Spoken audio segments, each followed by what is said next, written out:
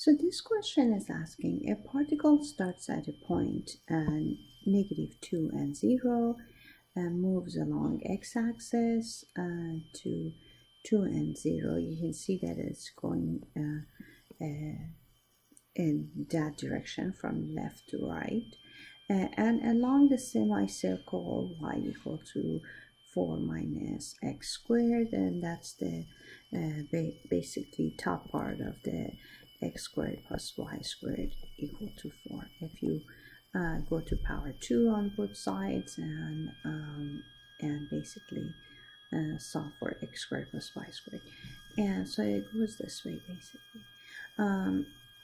And it says how much work was done by the vector field f of x and y equal to x and x cubed plus 3xy squared. So when I'm looking at this is a contour integral because the basically the curve closes.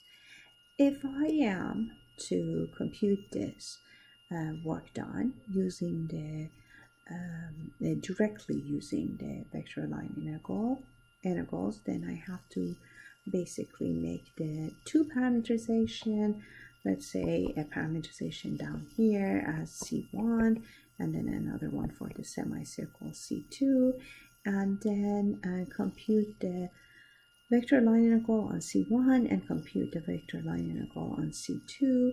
And so it seems like a lot of work basically. F dot dr on C1 plus F dot dr on C2. Is there any other way? And when it's a contour integral, it seems that we have actually other ways. And that's using the Green's theorem.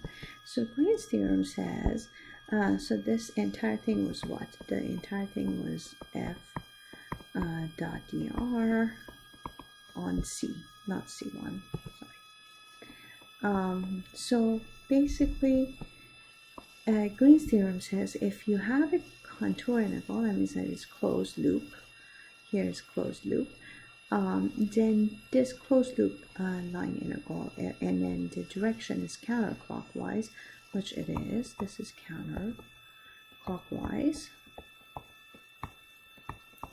closed and simple,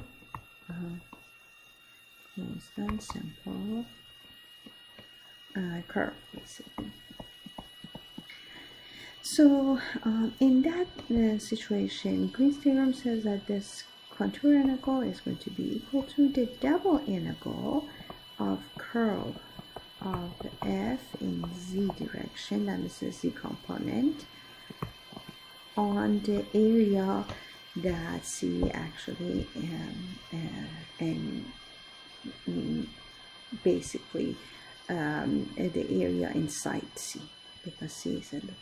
Now, what remains is that I have to figure out that curl of f, z components of the curl of f. So let's compute the curl of f. Curl of f is,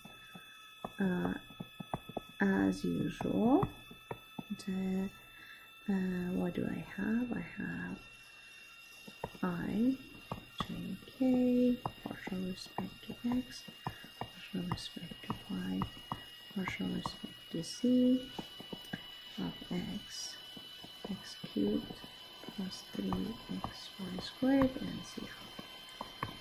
And it turns out, as usual, because the vector field is two-dimensional, the x component and y components are going to be 0.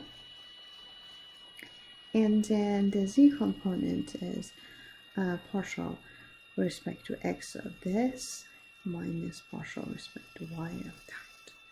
And so what you end up with is basically 3x squared plus 3y squared times k.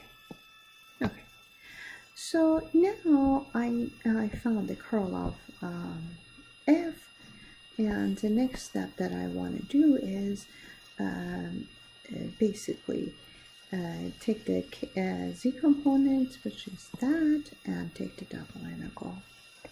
So double integral over region D of 3x squared plus 3y squared dA. And in looking at how everything is, I realized that, I may be better off to switch into polar coordinates than this.